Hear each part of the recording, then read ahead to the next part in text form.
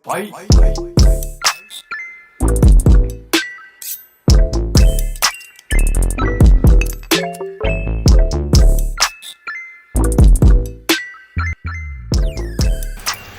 Assalamualaikum warahmatullahi wabarakatuh.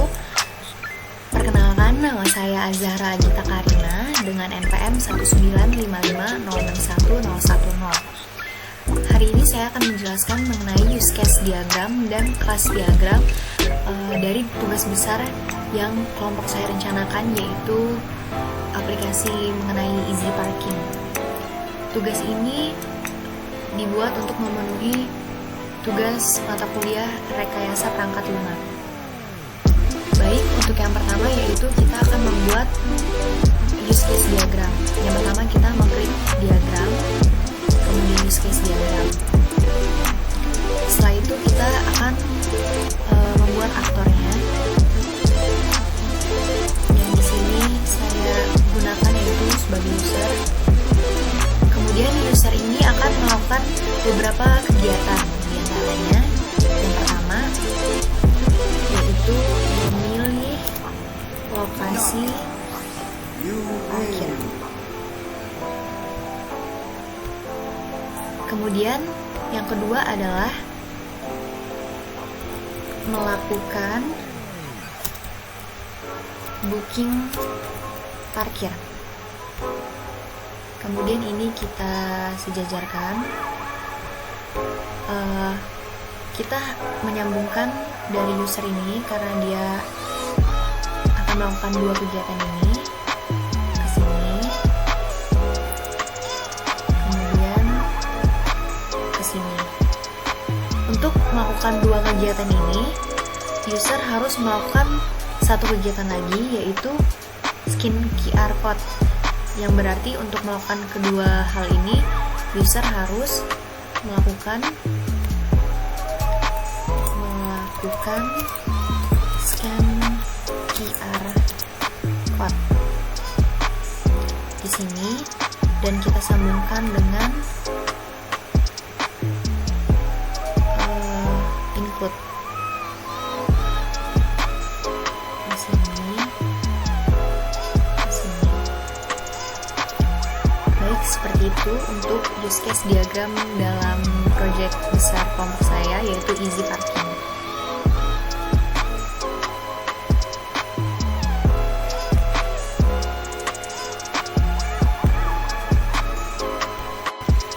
Kemudian kita akan membuat kelas diagram. Caranya sama, hampir sama dengan membuat use case diagram tadi. Kita klik diagram, lalu kelas diagram. Tampilannya juga mirip ya dengan use case diagram tadi, hanya beda pada tools-toolsnya. Oke, yang pertama kita mengklik kelas.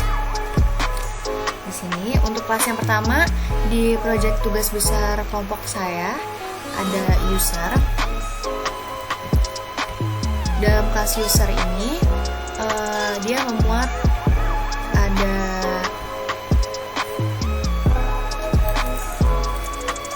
data nomor booking,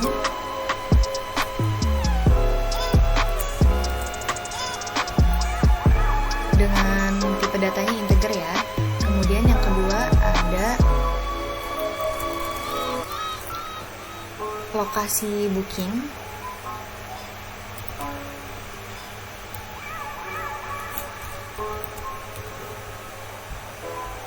Lokasi booking. Kalau yang ini kita ganti jadi book. Kemudian yang ketiga ada spesifik dari lokasinya itu kan. Jadi setelah user menentukan lokasi, user menentukan di lantai mana ia akan parkir. Kemudian di lantai itu ada bagian-bagiannya tertentu. Misalkan untuk lantai A ada 9 space parkir. Jadi misalkan A1, A2, A3 gitu. Kita tulis dengan kodenya specific location book.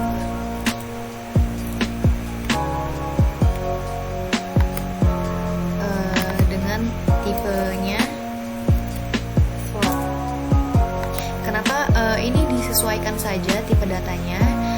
Bila dia mengandung huruf, kita pakai karakter. Kemudian kalau angka kita pakai integer.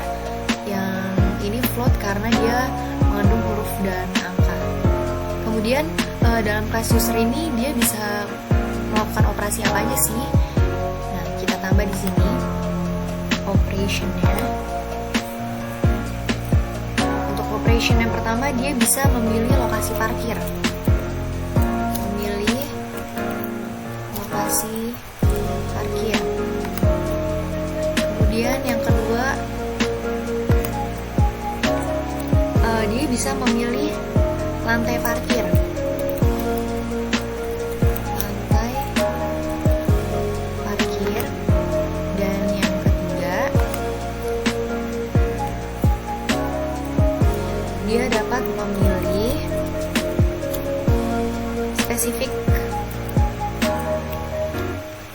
spesifik lokasi dari parkirnya yang tadi saya jelaskan. Ini untuk kelas user. Kita geser ke sini. Kemudian untuk kelas yang kedua, ada yang namanya kelas bookingnya. Oke, di dalam kelas booking ini dia menampilkan apa aja sih? Yang pertama itu adalah QR code.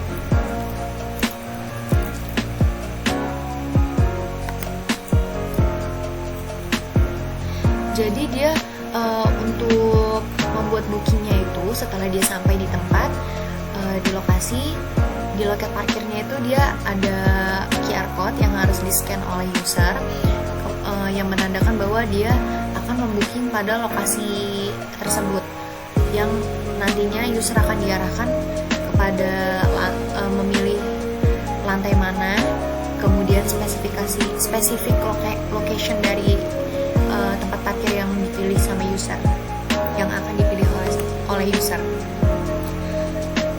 Kemudian setelah QR code ada yang namanya keterangan.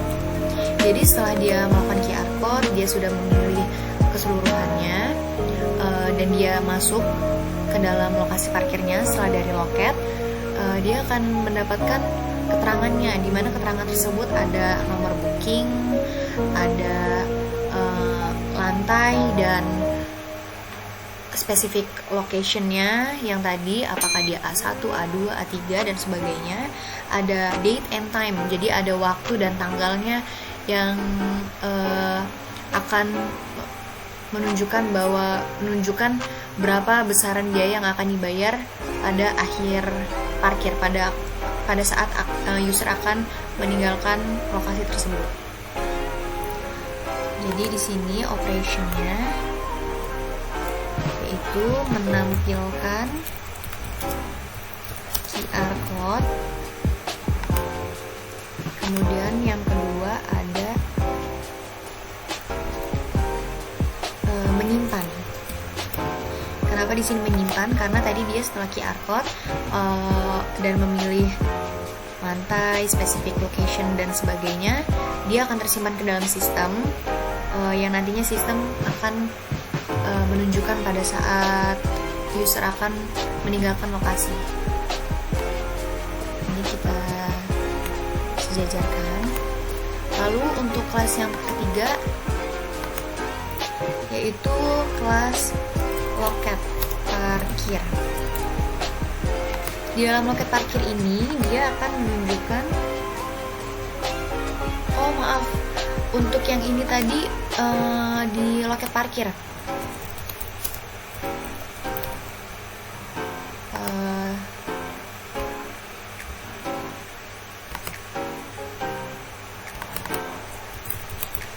Loket parkir ini adalah booking.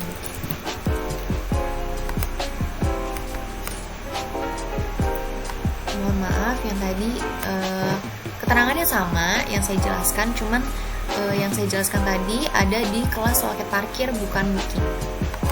Yang ini adalah booking. Untuk yang pertama, di booking ini akan menampilkan nomor booking,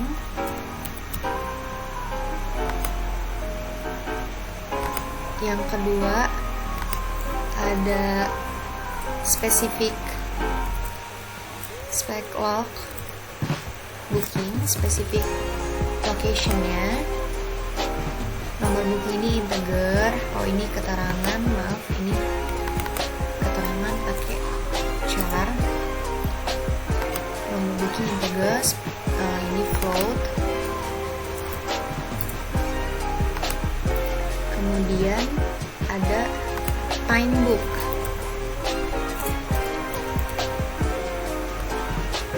Time book di sini berbeda dengan keterangan di sini. Jadi keterangan di sini tuh dia waktu setelah dia booking, setelah dia masuk ke lokasi, yang menandakan berapa lama dia berada di lokasi tersebut untuk proses pembayaran parkirnya.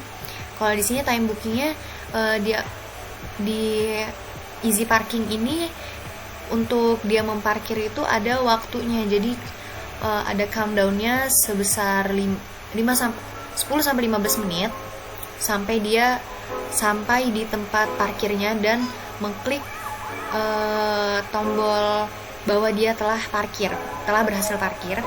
Jadi ini untuk countdownnya. Di sini operationnya yaitu ada simpan, yang berarti dia menyimpan data-data bookingnya yang nantinya akan dikeluarkan di sini juga. Yang kedua ada cancel.